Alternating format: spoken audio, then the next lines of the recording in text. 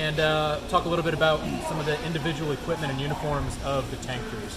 Because as much as we all love all of these armored vehicles, they don't function and operate without the people inside of them. So we'll start out with what I'm wearing a little bit, come around to the front of the table.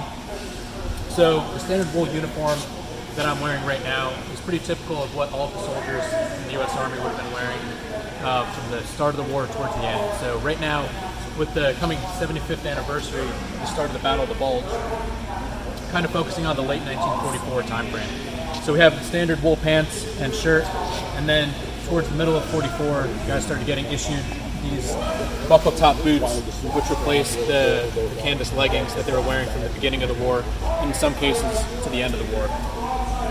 So this uniform pretty standard throughout the Army. But as we start looking at some of the tanker specific stuff, we have here the cold weather overalls that the guys would wear in and around the tanks.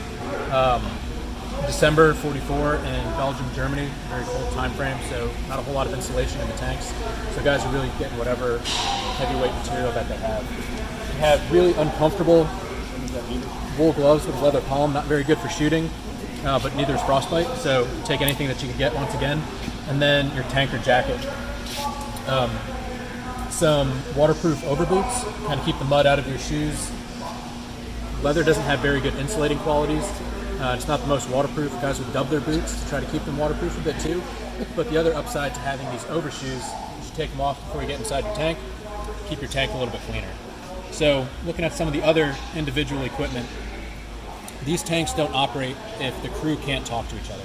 And the crew can't talk to each other in a loud environment if they don't have some communication assistance. So if we look over here, we have one of the commo boxes that would be typical inside each of the tanks. This one is specific to the commander station because the commander was the only one in the tank that could talk external to the tank. Everybody had an intercom, which was operated by a throat mic like I'm wearing right here.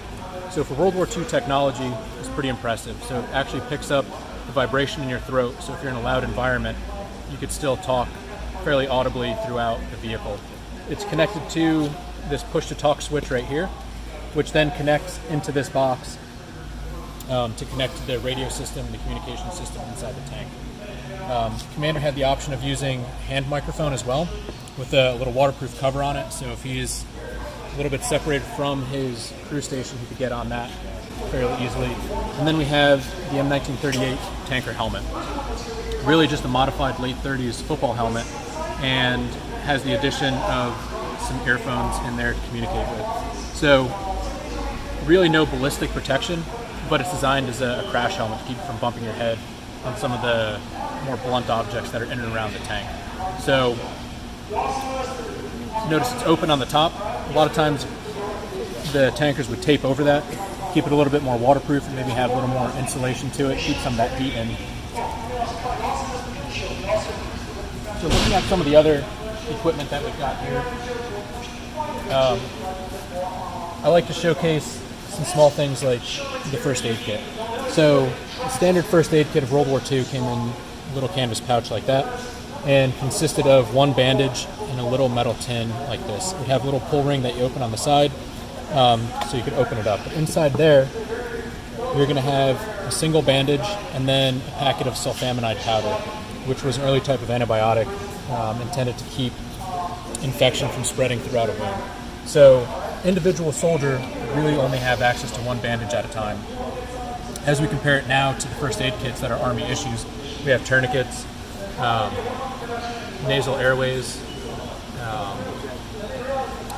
chest needle decompression systems, and several other different types of pressure dressings. So huge improvements in that basic technology from World War II up through now.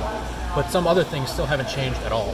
So this here is the M1938 wire cutter that was issued in World War II and is still actually the same exact type that's issued on our armored vehicles in the U.S. Army today. So I like bringing that out, especially as the trainees come through, they can see what really has or hasn't changed. We have our basic rations right here. Nowadays we have 24 different MRE menus. World War II, we have breakfast, supper, and dinner. That's it.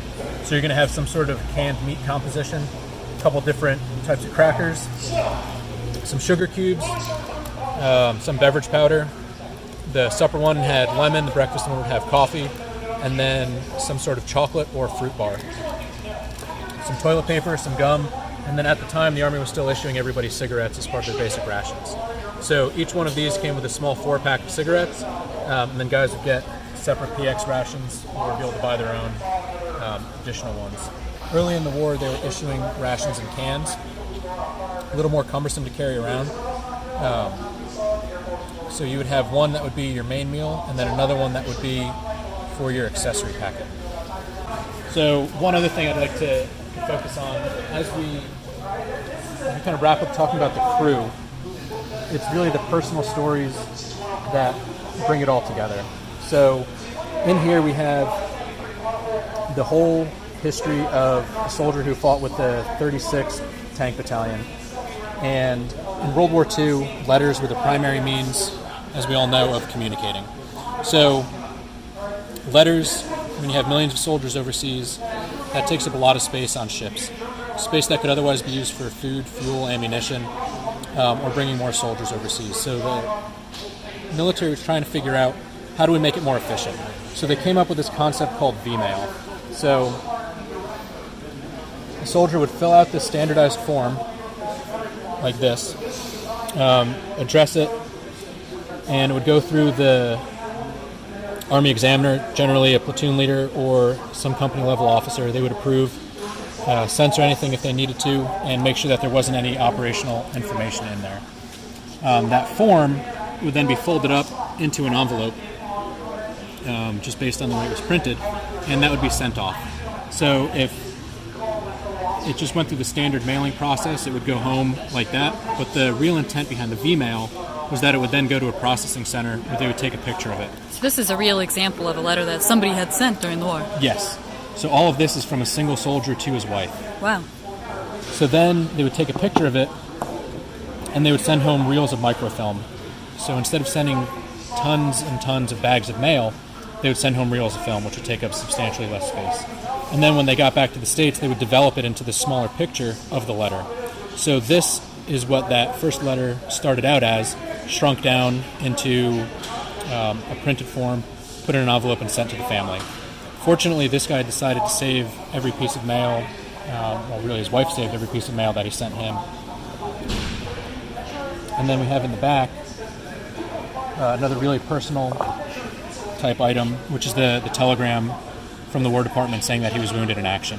Fortunately, he survived the war, but this was the notification process to the families. And this just says how he was slightly wounded in action. All of the letters to his wife, talk about how everything was pretty good, he wasn't wounded too seriously, but there's another letter in here that was to his priest where he really talks about the truth behind it all. And he was wounded, his leg was just hanging on by a thread, and he was stuck in his tank for about 3 days before the rest of his element came to the rescue. So real personal story. All of these machines are awesome, badass, good at killing things, but it's not possible without the people inside. The people are the ones that tie it together, and they're the ones that really make it all possible. So at this time, if there's any questions on anything, feel free to ask away and I can talk about other stuff. Awesome. We can look at some of the ordnance over